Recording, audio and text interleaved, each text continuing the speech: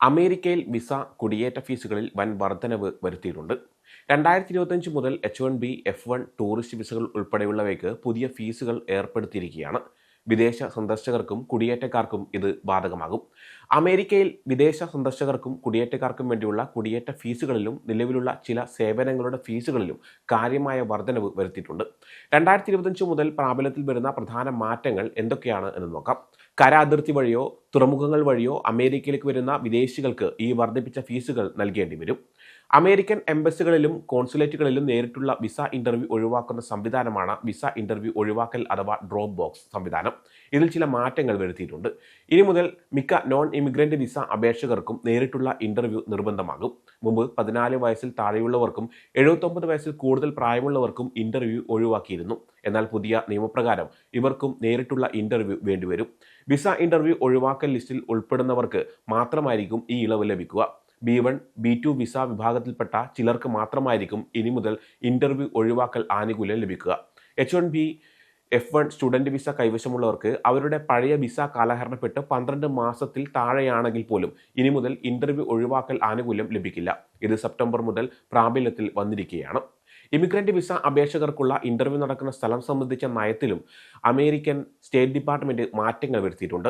ഇനി മുതൽ immigrant visa അപേക്ഷകർ അവരുടെ താമസ സ്ഥലത്തുള്ള കോൺസുലാർ ഡിസ്ട്രിക്റ്റിലോ അല്ലെങ്കിൽ ആവശ്യപ്പെട്ടാൽ അവരുടെ രാജ്യത്തോ ആയിരിക്കും ഇന്റർവ്യൂ നൽകേണ്ടത്. വളരെ പരിമിതമായ ചില സാഹചര്യങ്ങളിൽ മാത്രമായിരിക്കും ഇതിൽ ഇളവുകൾ അനുവദിക്കുക. 2025 നവംബർ 1 മുതൽ national visa centre immigrant visa അപേക്ഷകരെ അവരുടെ താമസ സ്ഥലത്തുള്ള രാജ്യത്തോ അല്ലെങ്കിൽ ആവശ്യപ്പെട്ടാൽ അവരുടെ ദേശീയതയുള്ള രാജ്യത്തോ ആയിരിക്കും ഇന്റർവ്യൂവിന് ഷെഡ്യൂൾ ചെയ്യുന്നത്. അമേരിക്കയിൽ ജോലി ചെയ്യുന്നതിന് അനുമതി നൽകുന്ന എംപ്ലോയ്മെന്റ് ഓതറൈസേഷൻ ഡോക്യുമെന്റ് ഫീസുകളിലും പുതിയ മാറ്റങ്ങൾ വന്നിട്ടുണ്ട്.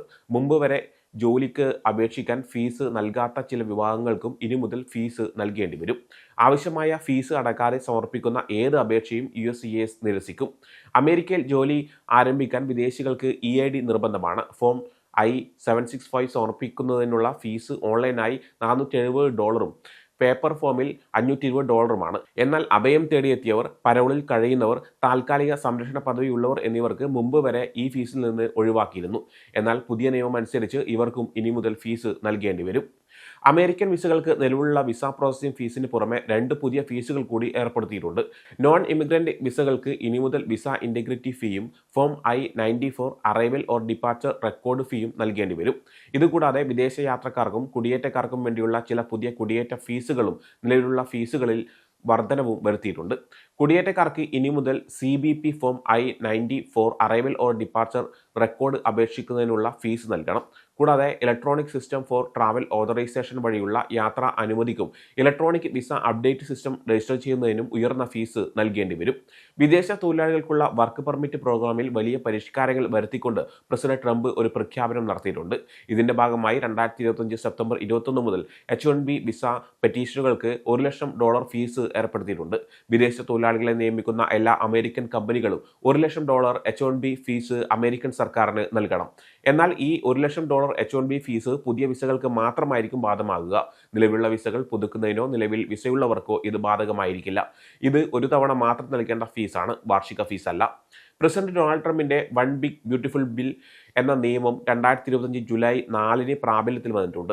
ഈ നിയമം അനുസരിച്ച് നോൺ ഇമിഗ്രന്റ് വിസ അപേക്ഷകർക്ക് വിസ ഇന്റഗ്രിറ്റി ഫീസ് നിർബന്ധമാക്കിയിട്ടുണ്ട്. ഏത് നോൺ ഇമിഗ്രന്റ് വിസ അനുവദിക്കുമ്പോഴും ഈ പുതിയ വിസ ഇന്റഗ്രിറ്റി ഫീ നൽകണം. F1, F2 വിസകൾ, J1, J2 വിസകൾ, H1B, H4 വിസകൾ, tourist B1, B2 വിസകൾ എന്നിങ്ങനെ എല്ലാത്തരം നോൺ ഇമിഗ്രന്റ് വിസകൾക്കും ഇത് ബാധകമായിരിക്കും.